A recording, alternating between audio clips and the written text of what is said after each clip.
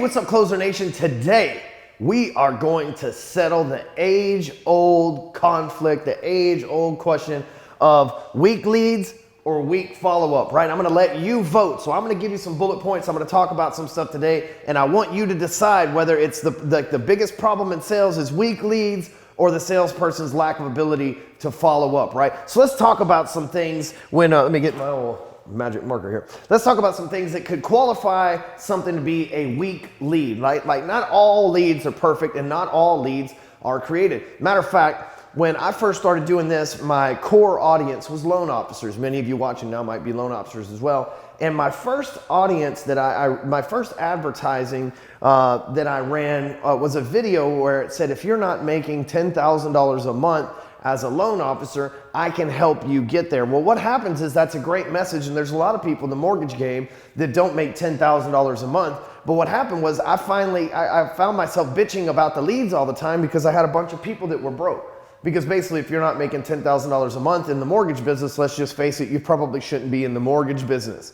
And so I'm attracting a bunch of people that wanted to get to a level that was really a minimum level. And then I'm like always wondering, why in the hell do these people not have any money? It was because of bad advertising. You know, my ability to sell them on whatever is not gonna take them from less than mediocre to excellence, right? It's not gonna happen. It was bad advertising. So I switched my pitch up and I changed it, and I said, if you make at least $10,000 a month, or if you're doing $2 million a month or more in volume, then I want to work with you. I can help you get to that $5 million mark. And guess what? I didn't get as many leads, but every lead that I got was somebody who was more qualified. So I took that from bad advertising to good. So sometimes you get leads and you might be saying something like, you know, it might be bad advertising. You might pick the wrong audience. You might sell Louis Vuittons, but you're selling it to people that shop at Walmart. So that could be a reason that you've got a weak lead. Another thing is it could be a false promise. I know I've got friends that sell insurance and they take inbound calls.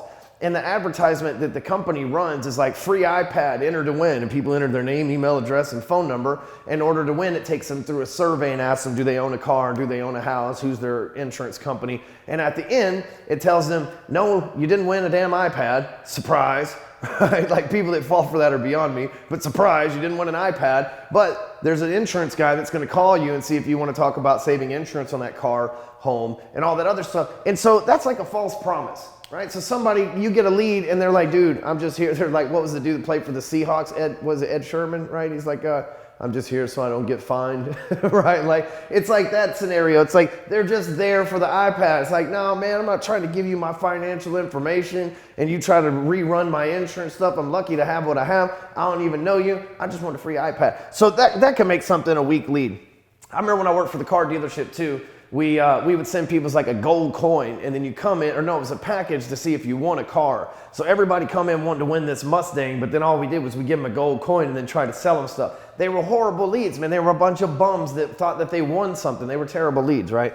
Another thing is you might get bad info. Anybody ever got and I can tell you this, right? Maybe I'm wrong, don't shoot me down. But if you get a lead with an AOL email address, just drop that shit, right? Don't hit them up. Don't respond to them. If they got an AOL, if they haven't realized that AOL hasn't been in business in I don't know how many years and they haven't shifted away from an AOL email address, I'm telling you, AOL email addresses are for crazy folks, right? So if you find yourself right now, you're like, hey man, I got an AOL. This is what the internet thinks of you. You're freaking nuts, right? But it could be bad info. You could get like, I get a lot of leads that are like cocksucker123@AOL.com. And, you know, that are just fake people that are scoping through my funnel or whatever. So there's another reason you could get bad information, bad contact information, a wrong number or whatever. And then the last part is somebody that's just truly not interested, right? Like somehow this just happens. Somehow, at some point, somebody either entered their information or they just completely lost interest. It's like, hey, I was going to buy this model car, but I changed my mind. Hey, I was going to build a house in this neighborhood, but I changed my mind. So, I mean, sometimes people just are no longer interested and they're like, no, we're no longer interested. We're definitely not doing that ever again. And it's just a weak lead. But now let's talk about weak follow-up, because if it's not really one of these 4 reasons, and I'm sure there's a couple of more, but if it's not really one of these 4 reasons, then your lead's probably not weak. The problem is you're probably not following up. And this is something that salespeople struggle with.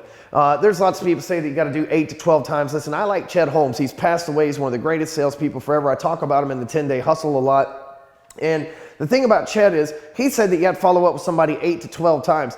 In my business alone, yes, selling to you folks, and even some of my other side businesses with the other coaches I work with, it takes me 8 to 10 months before somebody's like, all right, Stewman's the real deal. We're talking, I write for Forbes. I write for Huffington Post. I write for Entrepreneur Magazine. I write for Addicted to Success. Lighter Side of Real Estate. Have 200,000 people connected to me on Facebook. I have 25,000 people connected to me on Instagram. And people still watch me for 10 months trying to see if I'm the real deal. Right? Because it's just like when you're building this relationship. So I've got to follow up. My business is built 100% on follow up. So oftentimes you think it's one of these 4 qualifying events, and it's not. It's your follow up. But again, we're going to vote. The number one struggle is weak leads or weak follow up. Just vote in the comments down below. So here's some examples of weak follow up. You expect a 1-call close. Dude, it's 2017. And look, maybe you're a better salesperson than me. I've never sit here and claimed to be the greatest salesperson on the planet. I am good. I have made a lot of money. Do I think that I am the best? No, because I have not met everybody, and I'm always learning, and there's always, I don't care who you are, there's always somebody better at something, and I'm smart enough to get that, right? And so look, I know that in 2017 that 1-call closes happen, but you can't expect them. Usually that's not the case. Usually it's 1 call and then 10 follow-ups to close.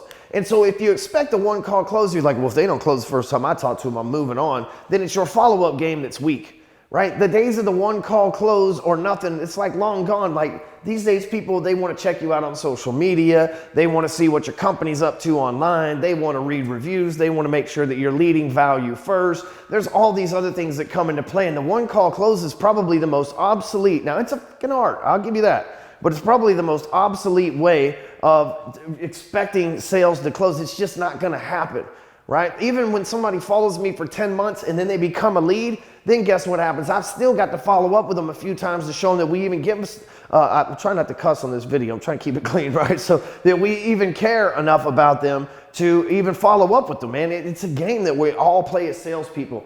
Another example of weak follow-ups, you stop at the first no. And by no, it's like, do you have time to talk right now? No, and then you don't follow up with them. Hey, would you like to talk about this program later this evening? No, and then you don't follow up with them. Oftentimes it's not no that they don't want to talk about it. No, they don't want to talk about it this evening. And a lot of people, they just stop at the first no. What we do in my business and what I've always done in the mortgage business and every other business that I've ever worked in is I follow up and I say, hey, did you get what you were looking for? Right? It comes through and they fill out a lead into my program and we don't sell them something. We can't save you if you don't invest in yourself. And so I follow up a month later and say, hey, did you get what you're looking for? Is your sales problem solved? Hey, you still looking to close more sales? Hey, did you reach all of your goals already? That's the follow-up. I'm just asking them a question. One of my favorite examples is Ryan Dice gives an example in this book called you can look it up on my website. You can get the link and everything to it. It's the Invisible Selling Machine, I think is what it's called. But anyway, inside the book, he talks about the most powerful follow-up campaign he's ever seen was he was trying to find some way to get him to stop chewing on his fingernails. I never understood that habit anyway. But every 2 weeks, there would just be an email. It's like, still chewing your fingernails, Ryan? 2 weeks later, still chewing your fingernails, Ryan? Right? They just asking them the question that logically, so in my business, I do the same thing. Hey, still looking to close more sales, Alex? Hey, still looking to close more sales? Just consistently following up with them. They may say no at first, but when they realize that they're not going to do it without you, they will come on board. The other thing is you offer no value. You know, when you follow up with people, you follow up and you say, hey man, you still want to buy my stuff? Right? Notice in my previous pitch, it's like, are you still wanting to close more sales? Not, are you looking to buy my stuff? And so what I try to do is I try to lead value first. I'll send a blog post out to somebody or a video like this, and I'll say, here's a demonstration of some things that could help you in your business and get better to where you want to go. And by the way, if you'd like some help with this, just feel free to reach out and ask me any questions, and we'll talk about what we can do together. And I'm going to lead value first. Even if I don't, like me, I know you might say, well, Ryan, you got this big blog and all this other stuff. And it's not all about that, because you can get content from Entrepreneur Magazine and you can drop it to somebody and go, hey, I was reading this this morning and it reminded me of your situation. Hopefully it'll help you out a little bit. You're leading value first. You're showing them that they care about you. People buy from people they know, like, and trust. That's called familiarity. You're creating that familiarity when you follow up with them, and you're earning their business. So think about that. Maybe if you're not offering any value, that's some weak ass follow-up. When you're following up with somebody just going, hey man, buy my stuff. You still want to buy my stuff? So think about buy my stuff, right? That doesn't work. It's not the way it works these days. Which takes me to the last point over here. Another example of weak follow-up is you have the gimme attitude. It's like, hey man, you gonna give me some money? Hey man, you gonna give me some business? That's not the way that it works. We have to, in today's day and age, we live in a society, especially those of us in America, where people are semi-narcissistic. Not narcissistic in a sense of a sociopathic, but narcissistic in a sense that we are a me first, attention on me, all eyes on me economy, thanks to social media, thanks to the internet and all these other things. So if you're out there and you're falling into that trap and you're focused on you, guess what? Everybody else is focused on them. The way that you make sales, the way that your follow-up happens, the way that you need to position yourself is you're focused on them as well. Because if they're already narcissistic, and I don't mean that in a completely negative term, I'm just saying the way that things are working. If they're already narcissistic and then you're interested in them, by very definition of narcissism, that is exactly what they want, and you have a better chance. So instead of showing up and trying to get them to pay attention to you, instead of you be the distraction and the noisemaker, you make it all about them. And you, again, once you add the offer and then you have the you first attitude instead of the gimme attitude, it changes. So let's vote below. What do you think the number one reason that salespeople lose sales and don't close them? Is it because the leads are weak, or is it because they have weak follow-up? Vote in the comments. We'll make a follow-up video or a post, and we'll let everybody know what's going on. So share this as well so we can get some outsiders, maybe your sales manager, sales team. Weak leads or weak follow-up? You decide.